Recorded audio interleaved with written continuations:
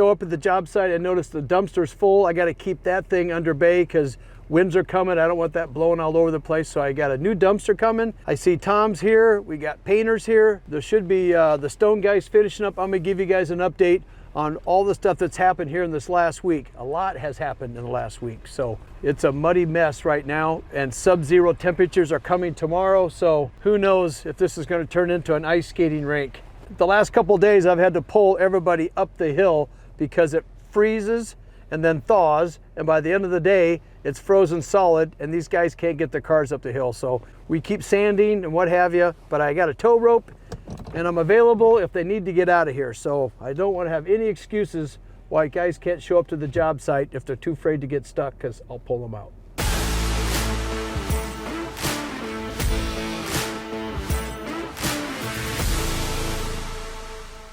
So I went to my warehouse and I emptied out the remaining part of the reclaimed wood that I have that Andrew wants. So these are these 2x6, actually it came off a deck. This was green treated material that's 25 years old and it's got a nice patina to it. This is going upstairs in his man cave. And then I went and got these great big 2x10s and 8s. They're a little thicker. I'm going to use those as like a baseboard. It's a little different color and we're kind of going for a little contrast. So I'm here to talk to Tom and see if he can make all this work. He should be upstairs in the man cave. Let's go see what that's looking like. Okay, coming up to the man cave, I see Tom's got started trimming. He's put the doors on. This goes into the storage room. And we got Rory here today. Rory, you're all alone. All the cabinet guys done? They left out this morning. Did they? So yes, sir. This is looking really good, guys. We do have a little situation. Because I added this trash can, this works just fine. But when the cabinet people came out, they did not know about this because it was laying on the floor. This comes out and hits. So plan B is we're going to order a new cabinet, not make it so wide, put a little trim piece on here, and then we'll move this to Andrew's office and put it in one of these niches, which we'll make use out of this little mistake. So I think it's better used that we buy another cabinet, fit it in here, solve that problem. So you can see we have two different countertop heights, and that's because this window is here. Remember, this room was supposed to be storage. Then it became a dogominium, which was way too nice. I never heard of a thing. So then he said, too nice of a dogominium, I'm gonna make it my upstairs office, and then he turned it into a whole kitchen. So this is gonna be where he'll do his catch, clean, and cook. That will be taking place here. This will double. Most kitchens don't really have this. This really is the right height if he's a baker. So maybe Macy needs to teach him how to make cinnamon rolls. This is the right height to roll out stuff on the counter. You'll turn around and this is where his cooktop's going to go, and the big custom hood. I think that's what we're putting in a custom hood. I gotta find out. Our guy Eric would be the man for that, to do something really razzle dazzle here. So this is quite the elaborate kitchen. The sink will go right here. He'll have a dishwasher around the corner, a little open area, countertop, microwave, and then the built-in refrigerator. So as he's in this room looking out, that's where I'm gonna be talking to Rory and Tom about that reclaimed wood I showed you downstairs. It's gonna go right here on this wall, and we've kind of drawn it out on the wall. We're trying to decide on, do we go horizontal with it, or do we do up and down? I think we're gonna go with the vertical versus horizontal, but I got to double check on that before we do it.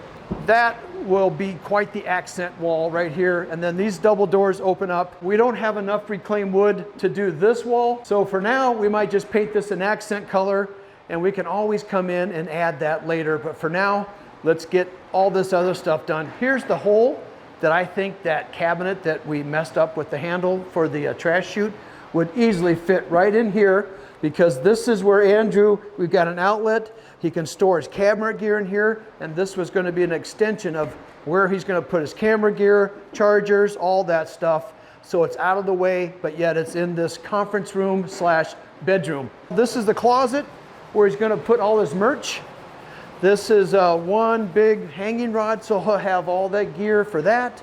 This will be open, some shelving, all behind these big solid doors. And then another thing that has to get built is the hat rack. These are wires, 1, 2, 3 wires that will go in, will create low voltage lighting that will be lit up underneath. So when he puts the hats on here like he has at his house now, all that will be illuminated and be kind of a feature wall for Andrew. Let's go downstairs and see what the fireplaces are looking like. Today's Friday. I want to see what Tom has in for me today. There's always some situation. We don't like to use the word problem on construction. There's always problems. It sounds better when you call it a situation. So let's see if we have one. Oh, hey, wait, look at this. Here are the countertops in place. Let me lift those up a little bit. Check those out. The hardware, as you know, is on. Here's the countertops that we put in. It's a Cambria countertop. And we're also using whatever the countertop is this is going to be tipped up and go right up here.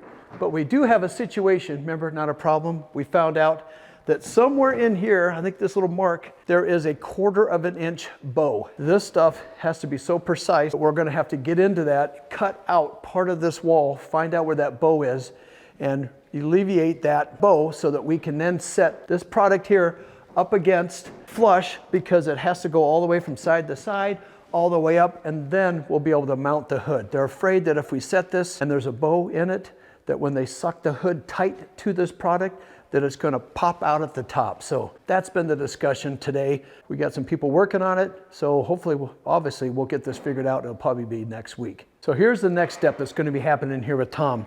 He's got all the wood ceiling. This here is an alder wood that he's got set out in the house. And what we do is we take a few days for it to get acclimated, because it goes from a cold environment into the warm house. We want it to dry out, get to room temperature, set for a couple of days. So it'll set over the weekend.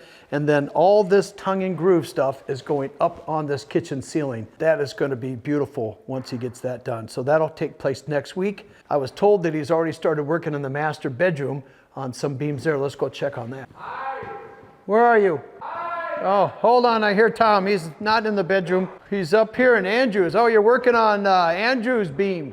Quite a thing you had to build to get get you up off the ground. Let's see, is it safe to walk under your work, Tom? Yeah, that's safe. Let's see. All right, let's go in here. This is quite the contraption you had to put together. This is going to be, is this an alder beam as well? What are we? Yes, it is. Okay, so Tom went and selected the materials so that it's the right, not so much the right species. You go and make sure it has the right amount of knots, not too many knots in it. So here's the countertop. This is alder, but it's really nice and smooth. There are a few knots, but there's some alder that the knots actually have like little, that goes all the way through, Right, holes. like the alder you were looking at on the horses over there. Okay, They have almost through knots. and that's what's going, is that what's going on in the here? ceiling. On this ceiling? No. Oh, over there, going that's all in the older. kitchen. I'm with you. I told everybody about that altar. That's getting acclimated. All right, I'm gonna go check. Did you get the beams done in the master? Let's check on Tom's work on the master beams. The painter's got this all topped off because we're trying to keep the dust down. They're working on this part of the house. I believe they've already got the downstairs, a big portion of that painted. But as you can see, all the sawdust that we're constantly working. So they're very patient, these guys. A lot of times these subs all want the house all to themselves. This thing is too big to do that. It would take way too long to build. So we're able to have the painters have their part of the house, the trimmers have their part. So we're working in unison, but once Tom is now done on this side, the painters move in. Let's go see how he did. All right, we're in. Let's go back and check out the beams. Here we are in the master. Tom has built, these are also alder beams. I think the plan showed 3, but once we got in here, we realized that 2 really made sense because we want the middle part of the room to be wider so the beams aren't evenly distributed in that space. They're actually closer to the left and the right, leaving the middle spot bigger because that's where the light fixture is going to be. And you need some room, whether it's a ceiling fan or a big light fixture. That's what makes the most sense. So those will get stained, and that's where the painter's got everything topped off. You can see it's nice and clean in here. Let's see how the bathroom's looking. Voila! They're taping off all the cabinets. We still haven't set the tub. We haven't given up. We're just waiting. We're gonna get everything painted because once that tub is in place, it's gonna be too hard for these guys to come back and paint the window sills and around there. So we got the tub all covered, protected once again. That will get set once the painters get out of here, and it'll be put in place once and for all. So you can see the tedious part of painting is putting the tape down on products and parts of the house that we do not want to get painted, such as the threshold, because this here has all been pre-finished. It's part of the Anderson window threshold. That is gray. We don't want to paint that. So they're carefully taping all that off. And then the easy part is, for a painter, I guess, is once it's taped off, is just come in and just start spraying, get it nice and neat, and then they pull all the tape off. But if I had to tape this thing myself, I would quit in the first 20 minutes because I don't have those kind of patience. So here's an interesting little fact for the painters. We have these big, tall, 8-foot tall doors, right? So they take every door off and they number it. This is door number 5. And then they number these over here. But as they are going to create this like a paint booth, they take carpet tack strips, the stuff that you put around the outside edges of your room to hold the carpet down. They use that to hold the tops of the doors in place. So they're nice and sturdy. You can see that. You can move them around. You don't want these things falling on the floor. It's like furniture. So that allows them to come in and use this bedroom as a paint booth to touch up and paint all the doors in the house. The reason why we number the doors is because every door is specifically set to its location. Tom comes in, and when he sets the doors, he might have to trim a little bit off one or the other. So when those doors come off, that door number 5, I found out, goes right here. This is where door number 5 goes. There's another number right here. Door number 6 may not fit very tight or very good in this location, but door 5 is the right fit, and that's why we do that, to keep track, and makes for a perfectly fit door.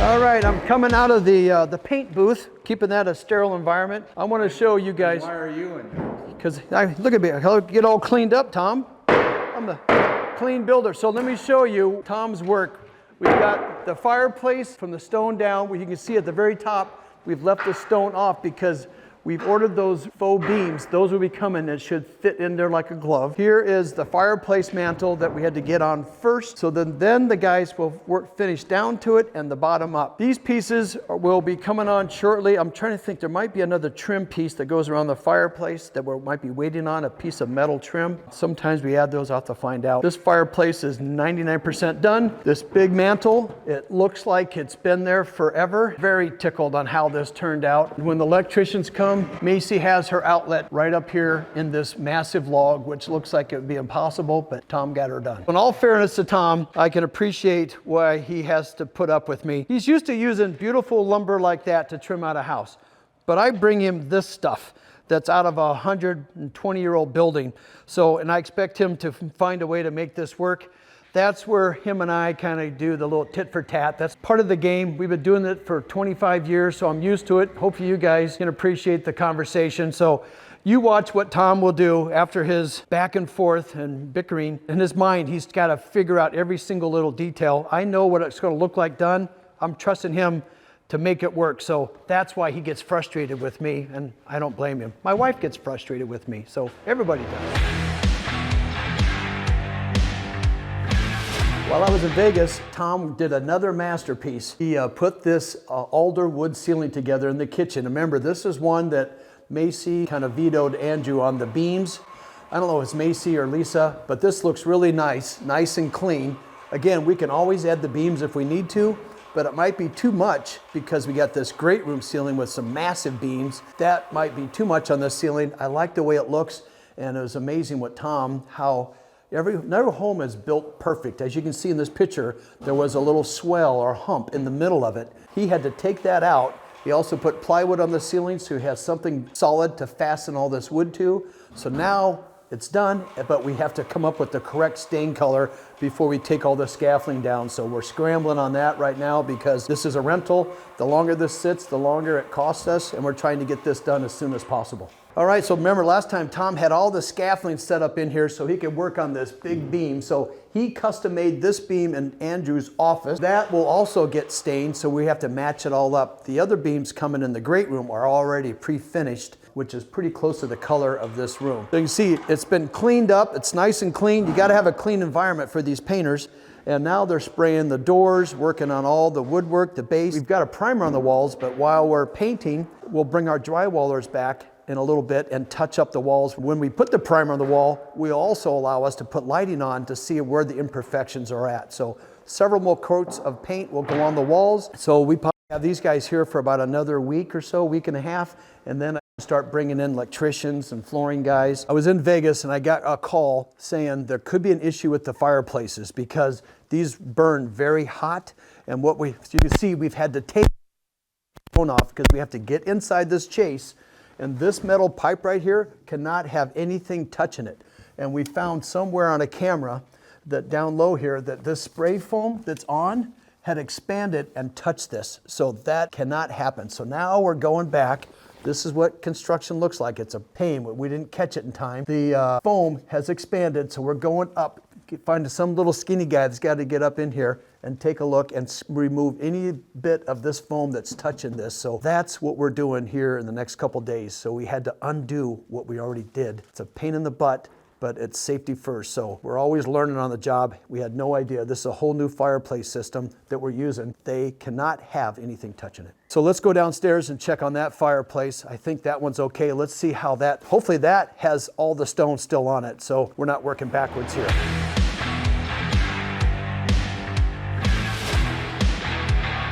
So if you guys are wondering why we have these little pink circles on the floor and marks, so that circle represents a can light. So if I'm standing here and look up, when they put the drywall on, we better have a can in the ceiling. So sometimes they go so fast drywalling that they'll go right over something and there'll be a can hidden underneath it. So this way we know. And then here's another one. We have the return air vents that go on the wall, and those are very important because you need the airflow going to the furnace. So if those get covered up, you're in big trouble. So we draw a big line right here like this, so they know that is return air vents need to be installed on that wall. Make sure it doesn't get covered up. All right, we'll come downstairs and check out the outdoor fireplace. Yeah, this is all looking really nice. Remember the hearth I talked about, that the concrete would have had a little piece of, well, if you poured the patio, there would have been a little chunk of concrete. So we raised this up and we are still waiting for the big solid slab that will sit on here, creating the outdoor hearth. So that's something that they could sit on later on. Because these are what they call a direct vent and we were not able to get this thing out any higher. Flair's not too happy with it. We don't know what else to do, but we have this vent sitting right up here. That is how this fireplace vents outside. So everything looks good. I think we have photographs looking through here to make sure none of that insulation got on this fireplace. So fingers crossed, we're able to get it fixed upstairs. Everything looks good and we can start putting this thing all back together. But the stone guys are almost done until we found that problem. We have some stone on the columns. They finished this. And then we added some columns from the plan. Weren't not on the plan, but we decided to make these smaller columns tie in with their screened-in porch outside. So next thing is getting Eugenio back outside, and he's going to put that same ceiling we see in Flair's kitchen is going to go underneath the deck, and that's sitting in a pile of wood over here called a tongue and groove, and that is a cedar. So once it warms up, we'll bring Eugenio back.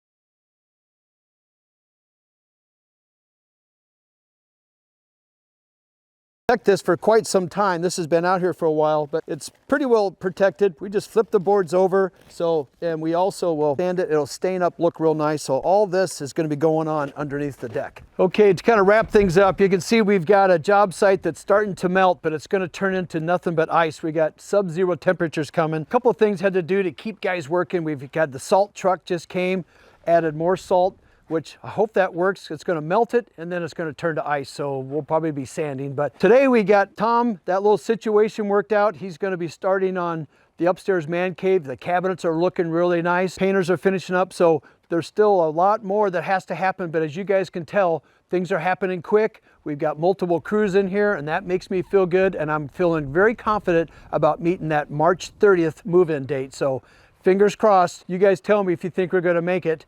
We should put a bet on that somehow. So I'll come up with some, like a contest. If you think I make this thing, please leave a comment and like and subscribe. I always love hearing from you guys. And since today's so messy in my new truck, I'm gonna take that thing to the car wash again and start off with a nice clean weekend, hopefully. So it's a muddy mess out here. I should have Andrew start paying me in quarters so I can keep my truck clean. I'm off to the car wash.